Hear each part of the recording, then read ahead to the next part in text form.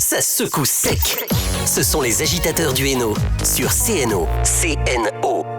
Bonjour, bienvenue dans l'émission Les Agitateurs du Hainaut depuis What Home à Valenciennes qui nous reçoit chaque semaine. Aujourd'hui, nous allons évoquer les sujets suivants. Nous recevons en première partie Tina Minkoué, chanteuse tradi-moderne, et en seconde partie Stéphane Dehénin, propriétaire et directeur du Centre équestre de Soltin. Je salue toute l'équipe, on se retrouve à tout de suite. Ça secoue sec. Ce sont les agitateurs du Hainaut sur CNO. CNO. De retour sur CNO depuis What Home à Valenciennes, nous avons le plaisir de recevoir Tina Minkoué. Bonjour Tina. Bonjour. Ce sera plus facile avec Tina, je pense. Oui, on peut s'arrêter à Tina. Alors Tina, donc vous savez, je te dis tu. Oui. Bon, tu as été donc profondément guidée par ta grand-mère qui est une figure emblématique de la tradition Fang. Et donc peux-tu nous expliquer comment cet héritage familial a façonné ta musique, ton choix de carrière ? En fait, quand je suis née dans une famille qui pratiquait déjà beaucoup de la danse, le chant culturel traditionnel. Donc, du coup, pour moi, c'était facile. Je suis née dedans, j'aimais danser, j'aimais chanter. Et à un moment, je l'ai fatiguée même, j'en faisais un peu trop.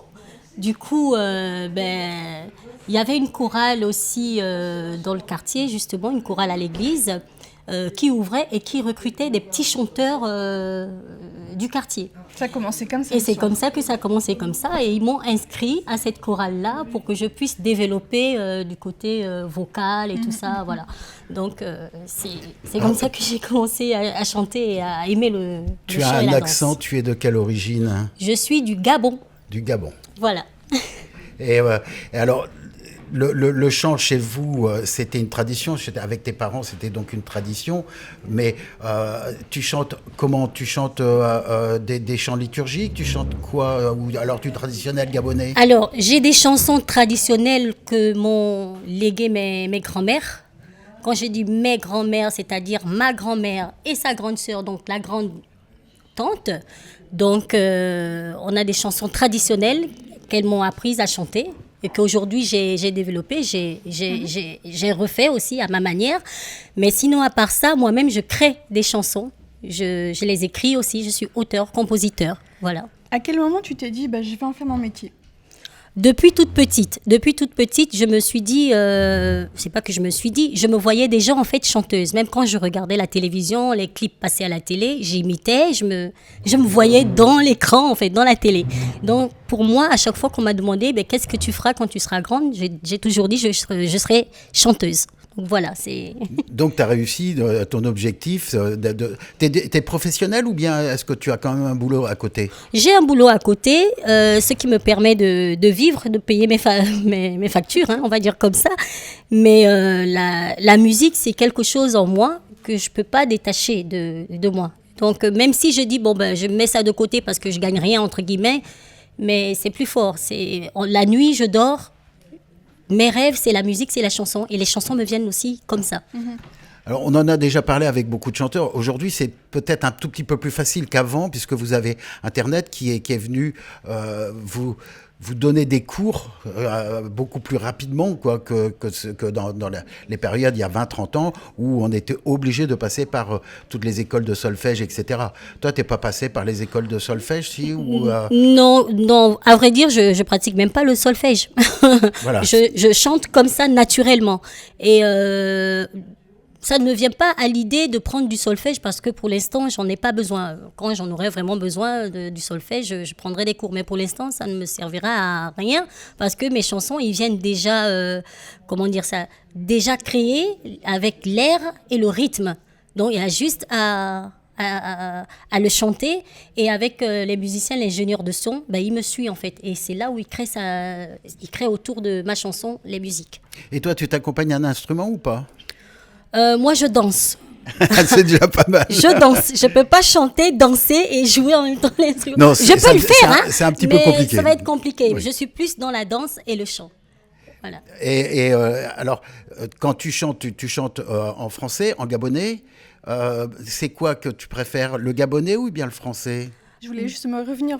Comment tu mélanges le tradi et le moderne Le tradi, quand je dis chanteuse tradi moderne, c'est-à-dire dans le traditionnel, on peut rajouter un petit peu de saxo, on peut rajouter un peu de guitare électrique, c'est-à-dire habiller le traditionnel avec un peu du moderne. C'est ça. Voilà. Mais voilà, quand j'ai plus, on va dire, comment dire ça, d'émotion quand je chante plus en ma langue. Mais je chante aussi en français. Mais tu le chantes aussi a cappella? Oui. C'est beaucoup plus joli. Ah, non, Vous voulez que j'essaye? Ah, il n'y a pas de souci. Si tu veux essayer, il n'y a pas de souci. Bon, je vous fais un truc. Tata basilwaye ate wali masang itam tata bawaze ate wali mamor itam tata bawaye wo wo anu amono murabiye yemae anu amono murabiye yemae Vive le bon ta devient Biman signé bisango Voilà. On sent quand même que c'est pas une chanson très gaie, puisque tu physiquement tu as. Alors, je sais pas trop ce que tu nous as dit. Ça parle un peu d'amour quand même. Ça parle d'une femme délaissée. Ça parle d'une femme qui a été abandonnée par son homme. Voilà, donc c'est l'émotion que vous avez ressentie est très juste. Ah oui, non, mais physiquement même, on sent sur ton visage que tu. Alors, ça c'est toute une partie, mais quand tu chantes en français, tu chantes quoi comme répertoire? Quelque chose que tu as écrit toi-même ou quelque chose que tu peux reprendre? Parce que tout le monde fait un peu de reprise aussi. Hein. Oui, c'est vrai que tout le monde fait un peu de reprise, mais moi je chante beaucoup les chansons que j'écris moi-même, parce qu'aujourd'hui on ne sait pas si on a le droit de reprendre ou pas. Donc, je préfère chanter mes propres chansons. Et j'accepte aussi les chansons que me donnent d'autres artistes. Donc, voilà, je chante mes propres chansons. Quelles sont tes inspirations pour écrire et pour chanter. Beaucoup l'amour, la tristesse. Je suis plus... Quand je suis touchée vraiment, touchée, ça vient tout seul. Je pleure et j'écris, je chante. Voilà, des fois, le soir, quand on termine notre repas à la maison, voilà, j'aime bien faire mon petit ménage le soir après le repas, je fais mon ménage. Et tout d'un coup, boum, y a un son qui vient, je commence à chanter, à danser, j'arrête de faire ce que j'ai à faire, mon balai ou mon chiffon, j'arrête, je chante. Je chante, que personne ne m'appelle ou personne ne me dit quoi que ce soit, je m'arrête, je chante. Et quand c'est fini, je reprends parce que ça vient seul. Ça vient comme ça. Oui. Ça s'explique pas. Et tes parents, alors puisque tu nous parles de tes grands-mères, mais tes parents, eux aussi, chantaient ou pas? Ou alors ils t'ont sûrement encouragé aussi à le faire? Ah oui, ils m'ont encouragé. On est tous, je veux dire, dans notre famille, on pratique. Parce que quand ma grand-mère, elle a commencé à lever ses tentes dans le jardin et appeler les tam-tams, les batteurs de tam-tam et tout le monde porte le petit pagne sur le côté pour danser. Donc chez nous, on chante, on danse. C'est une maison vraiment d'artistes. Mais c'est moi qui en fais mon métier, parce que bon, j'ai aussi mon père qui est musicien, il est soliste.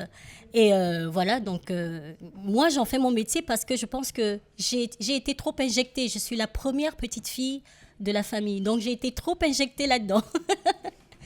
Alors donc pour revenir à tes débuts en fait, alors tu as travaillé avec le studio Mandarine avec Jean-Yves Minson. Oui.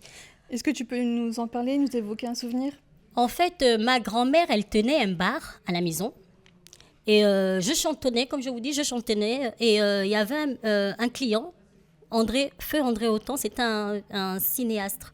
Et il m'a entendu chanter et il a bien aimé ce que j'ai chanté. Et il m'a proposé de me présenter à plusieurs maisons de disques à Libreville.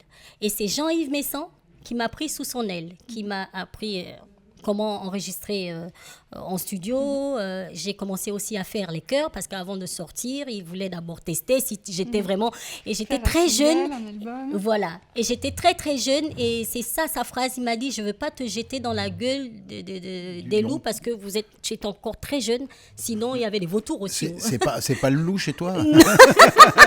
Donc, il voulait encore me protéger, je pense. C'était une manière de me protéger encore, voilà, avant de me sortir... Donc, tu as habité au Gabon aussi. Oui, je suis née au Gabon. Mais c'est plus difficile de faire une carrière au Gabon ou de venir faire une carrière en France? Là, comme ça, c'est difficile d'y répondre. Mais je pense qu'ici, il y a tellement de mélange de musique que chacun peut trouver son public. Tout à fait. Mais c'est vrai qu'au Gabon, on est tellement habitués et on a beaucoup de chanteurs comme moi au Gabon. On est nombreux, donc voilà, c'est normal. Mais ici, il faut que je me fasse ma petite place, il faut que je me fasse mon petit chemin, il faut que voilà. Tu as déjà cette particularité, donc sur ton créneau, vous êtes nombreuses ou nombreux à chanter en gabonais? Oui, au Gabon, oui, il y a plein d'autres artistes qui chantent. Ici en France? Ici en France, oui, il y en a d'autres, hein, il y en a d'autres. Après, voilà, comme je disais, chacun fait sa part, quoi. Alors, tu es arrivée quand en France? Je suis arrivée en France en 2002. Donc, ça va faire 20 ans, 23 ans que je suis là. 23, oui. 23. Qu'est-ce qui t'a amené à venir en France? L'amour. Ah. J'avais 20 ans, c'est l'amour qui m'a fait voyager. Comme on dit, l'amour déplace les montagnes. Un coup. Alors, tu chantes en français également? Oui, je chante en français, mais avec un rythme de chez nous. Comme par exemple, une de mes chansons, Accro de toi, ça fait toi, depuis que tu m'as touché là, je ne fais que remémorer la chose là.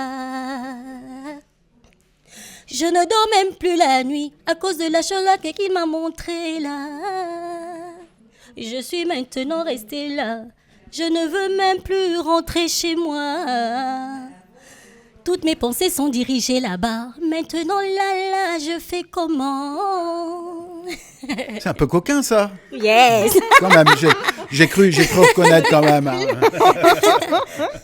Je pensais que c'était un jeu au début. Je voulais m'amuser comme font les autres aussi. Mais je me suis rendu compte et je me suis prise dans mon propre piège. Je suis devenue accro. On ne dira pas à quoi, mais bon. C'est ça. Alors, ça c'est une partie de ton répertoire. Oui. Donc, toujours sur le thème de l'amour, quoi, en fin de compte. Hein. Oui, je joue un peu comme ça. Je reviens à ce que je disais tout à l'heure. Est-ce que quand même tu fais des reprises dans tes spectacles? Très souvent, les artistes, ils aiment bien reprendre une chanson puisqu'ils l'aiment bien et puis ils vont la jouer ou l'interpréter à leur façon. Après, j'ai jamais essayé, mais pour les artistes gabonais, oui. J'ai déjà interprété une chanson d'une artiste, d'une ancienne chanteuse. Bon, les artistes restent toujours des artistes, même s'ils ne pratiquent plus, même s'ils ne chantent plus. Elle s'appelle Angèle Révignet. J'ai déjà, sur scène, interprété une de ses chansons. Alors, qui est avec permission, bien sûr, bien j'ai sûr, d'abord oui. demandé, oui. Qui est l'artiste gabonais le plus connu en France? Au niveau du... on a... qui chante ou en Comme gabonais nous, ou oui. puisque alors excuse-moi mon ignorance, mais j'ai déjà vu des chanteurs africains, mais je ne suis pas capable de déterminer de quel pays il est. Oui, mais c'est comme un peu nous, les Européens, on ne sait pas si tel est belge ou tel est français. Eh oui, voilà. Voilà, nous c'est pareil. Mais pour le Gabon, on a la Mama, Patience Dabani. Et on a eu aussi Oliver Ngoma, peut-être que vous avez connu. Bané, Manissa Kimani Ondema, Oulongwe. C'est un chanteur gabonais aussi qui a été très très très connu ici en Europe. Donc, voilà. Alors, quand tu te produis dans tes spectacles, quel genre de public que tu as puisque, bon, je suppose que tu as beaucoup de la communauté gabonaise, mais est-ce que tu as aussi des Français, hein, des Blancs, voilà, Oui, pour le dire. parce que chez nous, il y a, heureusement d'ailleurs, il y a des mariages mixtes. Donc forcément, il y a des blancs quelque part. Oui, il y a souvent aussi des blancs. Mais sinon, quand on fait des prestations, c'est d'abord pour nous, notre communauté, mais il y a toujours des têtes blanches qui sont là aussi pour nous apprécier et qui sont même gabonisées, hein, on peut dire ça comme ça.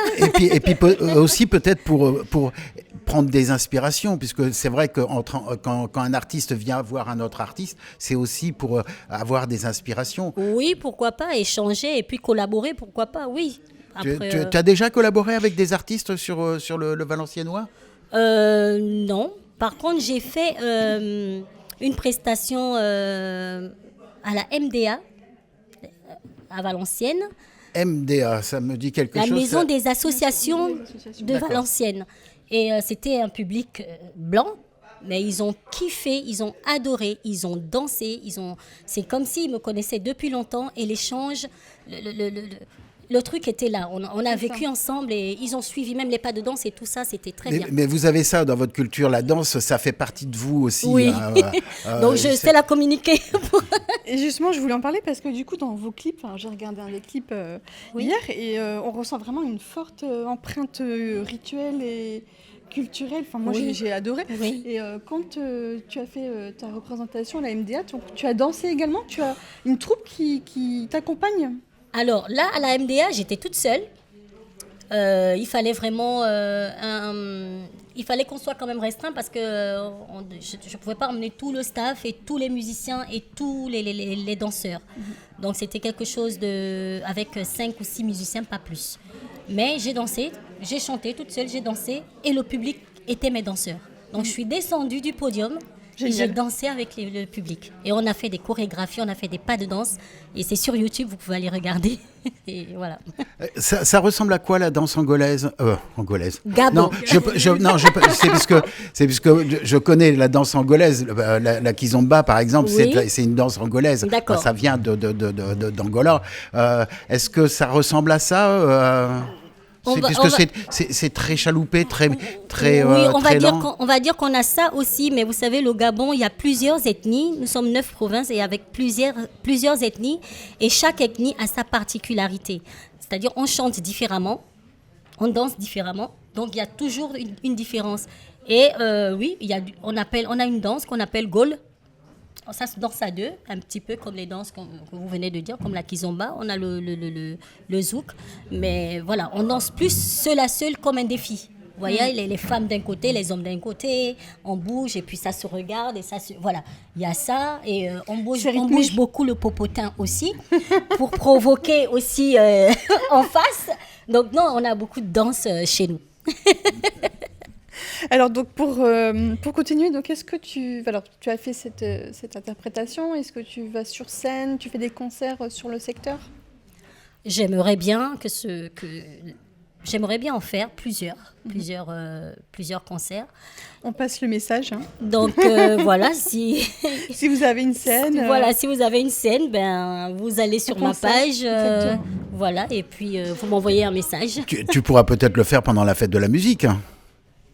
Je demande qu'à participer. Mais, non, je dis ça puisque quand j'ai connu la fête de la musique, puisque j'ai quand même un petit peu d'âge, j'ai connu la première fête de la musique. C'est aujourd'hui d'ailleurs. Hein. Oui, peut-être, oui, c'est aujourd'hui la fête de la musique d'ailleurs. La fête de la musique, les gens, ils arrivaient, ils descendaient. Moi, j'ai vu des gens qui savaient à peine jouer d'un instrument, mais qui descendaient, puisque c'était la fête de la musique. Alors, aujourd'hui, c'est devenu un petit peu moins traditionnel, mais pourquoi pas, toi, aller avec un micro et puis une enceinte, chanter en pleine rue comme ça ? Ça doit être... non ? Même ça, il faut quand même des autorisations, je pense. Même ça, quand même, je peux pas... Peut-être pas ce jour-là. Peut-être pas ce jour-là, c'est vrai, mais quand même, on aimerait être rassuré. Moi, des fois, je fais ma fête de la musique chez moi, je branche mon téléphone et je suis en live En ligne. et je chante et je danse. Je participe comme ça.